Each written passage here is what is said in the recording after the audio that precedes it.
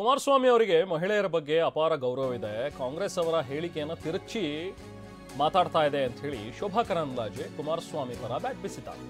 ಕಾಂಗ್ರೆಸ್ನವರು ಕುಮಾರಸ್ವಾಮಿ ಅವರ ಹೇಳಿಕೆಯನ್ನು ತಿರುಚುವ ಕೆಲಸ ಮಾಡ್ತಾ ಇದ್ದಾರೆ ಅಂತ ಹೇಳಿ ಎಚ್.ಡಿ. ಕುಮಾರಸ್ವಾಮಿ ಪರ ನಿಂತಿದ್ದಾರೆ ಶೋಭಾ ಕರಂದ್ಲಾಜೆ. ಕಾಂಗ್ರೆಸ್ಗೆ ಚುನಾವಣೆಗೆ ಒಂದು ವಿಷಯ ಸಿಗಬೇಕು. ಸೊ ವಿಚಾರ ಸಿಗದೇ ಇರೋದಕ್ಕೆ ತಿರುಗಿ ಮಿರುಗಿ ಈ ರೀತಿ ಹೇಳಿಕೆ ಕೊಡುವಂಥ ಚಾಳಿಯನ್ನ ಕಾಂಗ್ರೆಸ್ನವರು ಬೆಳೆಸ್ಕೊಂಡಿದ್ದಾರೆ. 100 ಸುಳ್ಳು ಹೇಳಿ ಸತ್ಯ ಮಾಡುವಂಥ ಚಾಳಿ ಅದು ಕಾಂಗ್ರೆಸ್ನವರದ್ದು.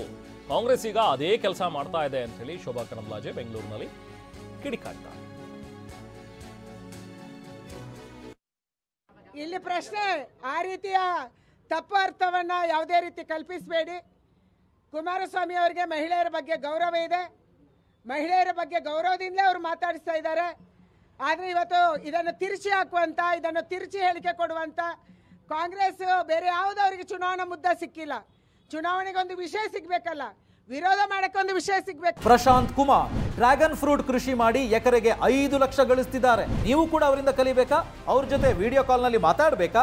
ಈಗಲೇ ಫ್ರೀಡಮ್ ಆಪ್ ಡೌನ್ಲೋಡ್ ಮಾಡಿ. ಯಾವ ವಿಷಯ ಸಿಕ್ಕಿಲ್ಲ, ಅದಕ್ಕೆ ಕುಮಾರಸ್ವಾಮಿ ಅವರನ್ನ ಅವರ ಹೇಳಿಕೆಯನ್ನೇ ತಿರುಗಿ ಮುರುಗಿ ಹೇಳುವಂತ ಒಂದು ಚಾಳಿ ಕಾಂಗ್ರೆಸ್ಸಿನದ್ದು. ಸುಳ್ಳು ಹೇಳಿ 100 ಸುಳ್ಳು ಹೇಳಿ ಅದನ್ನು ಸತ್ಯ ಮಾಡುವಂತ ಚಾಳಿ ಕಾಂಗ್ರೆಸ್ಸಿನದ್ದು. ಇದನ್ನೇ ಅವರು ಮಾಡ್ತಾ ಇದ್ದಾರೆ. ಆದರೆ ಜನ ಇದನ್ನು ನಂಬಲ್ಲ. ಚುನಾವಣಾ ಪ್ರಚಾರದ ವೇಳೆ ಸಚಿವ ಸುಧಾಕರ್ ನೀತಿ ಸಂಹಿತೆ ಉಲ್ಲಂಘನೆ ಮಾಡಿದ್ರ ಇಂಥದ್ದೊಂದು ಪ್ರಶ್ನೆ ಈಗ ಎದ್ದಿದೆ. ಚಿತ್ರದುರ್ಗ ಜಿಲ್ಲಾ ಉಸ್ತುವಾರಿ ಸಚಿವರಾಗಿರುವಂತಹ ಡಿ ಸುಧಾಕರ್ ನಾಯಕನಹಟ್ಟಿ ತಳಕು ಭಾಗದಲ್ಲಿ ಕಾಂಗ್ರೆಸ್ಗೆ 70,000 ಲೀಡ್ ಕೊಡಿ, ಲೀಡ್ ಕೊಟ್ಟರೆ ಈ ಭಾಗಕ್ಕೆ ನಾನು 25 ಕೋಟಿ ರೂಪಾಯಿ ವಿಶೇಷ ಅನುದಾನ ಕೊಡ್ತೀನಿ ಅಂತ ಹೇಳುವ ಮೂಲಕ ಕೆಲವೊಂದು ಕಡೆ ನೀತಿ ಸಂಹಿತೆಯನ್ನು ಉಲ್ಲಂಘಿಸಿದ್ರ ಅನ್ನುವಂಥ ಒಂದು ಪ್ರಶ್ನೆ ಈಗ ಹುಟ್ಟಾಕಿದೆ. ಯಾಕಂದ್ರೆ ನೀತಿ ಸಂಹಿತೆ ಜಾರಿಯಲ್ಲಿರುವಂಥ ಸಂದರ್ಭದಲ್ಲಿ ಯಾವುದೇ ಘೋಷಣೆಗಳನ್ನು ಮಾಡುವಂತಿಲ್ಲ, ಯಾವುದೇ ಯೋಜನೆಗಳ ಬಗ್ಗೆ ಮಾತನಾಡುವಂತಿಲ್ಲ, ನಿಮಗೆ ಸ್ಯಾಂಕ್ಷನ್ಸ್ ಅನ್ನು ಮಾಡ್ಕೊಡ್ತೀನಿ, ಗ್ರಾಂಟ್ ತಂದು ಕೊಡ್ತೀನಿ, ಈ ರೀತಿಯಾದಂಥ ಒಂದು ಆಮಿಷ ಒಡ್ಡುವಂಥ ಕೆಲಸ ಆಗುತ್ತೆ. ಸೊ ಹಾಗಾಗಿ ನೀತಿ ಸಂಹಿತೆಯ ಉಲ್ಲಂಘನೆ ಆಗುತ್ತೆ ಅನ್ನುವಂಥದ್ದನ್ನು ಹೇಳ್ತಾ ಇದ್ದಾರೆ. ಸೊ ಹಾಗಾಗಿ ಈಗ ಸುಧಾಕರ್ ವಿರುದ್ಧ ಬಹುಶಃ ಇದ್ರ ಬಗ್ಗೆ ಏನಾದರೂ ಕೇಸ್ ದಾಖಲಾಗುವಂಥ ಸಾಧ್ಯತೆಗಳು ಇದೆಯಾ ಅನ್ನುವಂಥದ್ರ ಬಗ್ಗೆನೂ ಕೂಡ ಈಗ ಚರ್ಚೆಗಳಾಗ್ತಾ ಇವೆ. ಸಿಎಂ ಜೊತೆ ಮಾತಾಡಿ ನಾನು ವಿಶೇಷ ಅನುದಾನವನ್ನು ಕೊಡಿಸ್ತೀನಿ ಅಂತ ಹೇಳಿ ಮಾತಾಡಿದ್ದಾರೆ. ಮೊಳಕಾಲ್ಮೂರಿಗೆ ಭದ್ರಾ ಮೇಲ್ದಂಡೆ ಯೋಜನೆ ನೀರು ಹರಿಸೋದಕ್ಕೆ ಮೊದಲ ಆದ್ಯತೆಯನ್ನು ಕೊಡ್ತೀನಿ, ವಿಶೇಷ ಅನುದಾನದ ಭರವಸೆಯನ್ನು ನೀಡಿ ನೀತಿ ಸಂಹಿತೆಯನ್ನು ಇವರು ಉಲ್ಲಂಘಿಸಿದ್ರ ಅನ್ನುವಂಥ ಒಂದು ಪ್ರಶ್ನೆ ಕಾಡ್ತಾ ಇದೆ.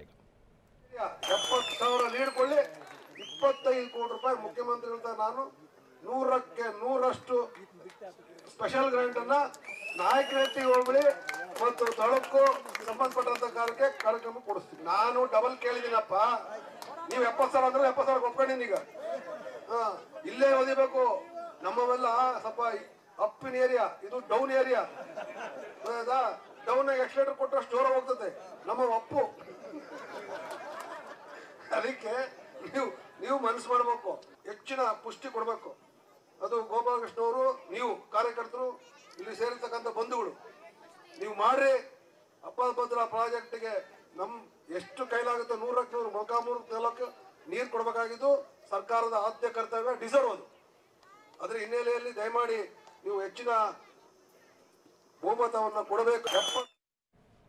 ಇವಾಗ ಮತ್ತಷ್ಟು ಮಾಹಿತಿ ಪಡೆಯೋಣ ನಾವು ಪ್ರತಿನಿಧಿ ಬಸವರಾಜ್ ಅವರಿಂದ. ಬಸವರಾಜ್, ಇವತ್ತು ಸುಧಾಕರ್ ಅವರು ಆಡಿರುವಂಥ ಒಂದು ಮಾತುಗಳು ಎಲ್ಲ ಒಂದು ಕಡೆ ಬಹುಶಃ ಸಹಜ ಅನ್ಸುತ್ತೆ. ನೀತಿ ಸಂಹಿತೆ ಉಲ್ಲಂಘನೆ ಏನಾದರೂ ಮಾಡಿದ್ರ ಅಂತ ಹೇಳಿ ಇವ್ರ ಬಗ್ಗೆ ಏನಾದರೂ ಕೇಸ್ ಮಾಡೋದ್ರ ಬಗ್ಗೆ ಅಥವಾ ಇದ್ರ ಬಗ್ಗೆ ಏನಾದರೂ ಚರ್ಚೆಗಳು ಈಗ ಆ ಕ್ಷೇತ್ರದಲ್ಲಿ ಆಗ್ತಾ ಇರುವಂಥದ್ದು ಏನು ಮಾಹಿತಿ ಇದೆ ಬಸವರಾಜ್?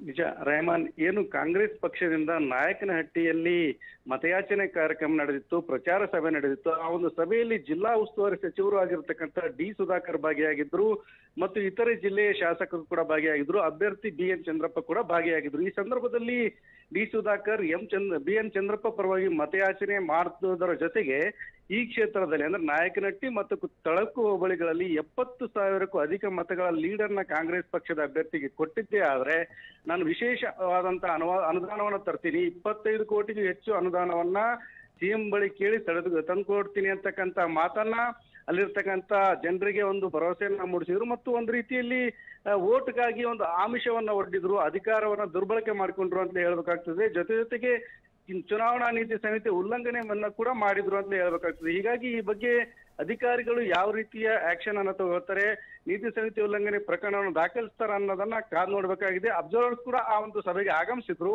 ಅವರು ಯಾವ ರೀತಿಯ ಒಂದು ವಿಡಿಯೋ ಚಿತ್ರೀಕರಣವನ್ನು ಮಾಡಿಕೊಂಡಿದ್ದಾರೆ ಮತ್ತು ಅಧಿಕಾರಿಗಳಿಗೆ, ಮೇಲಧಿಕಾರಿಗಳಿಗೆ ಯಾವ ರೀತಿಯ ಮಾಹಿತಿಯನ್ನು ಕೊಟ್ಟಿದ್ದಾರೆ ಅಂತಕ್ಕಂಥದ್ದನ್ನ ಕಾದು ನೋಡ್ಬೇಕಿದೆ. ಈವರೆಗೂ ಕೂಡ ಈ ಬಗ್ಗೆ ಪ್ರಕರಣ ದಾಖಲಾಗಿಲ್ಲ. ತದನಂತರ ಯಾವ ಆಕ್ಷನ್ ಆಗುತ್ತೆ ಅನ್ನೋದನ್ನ ಕಾದು ನೋಡ್ಬೇಕಿದೆ Rehman. Okay, thank you Basavaraj.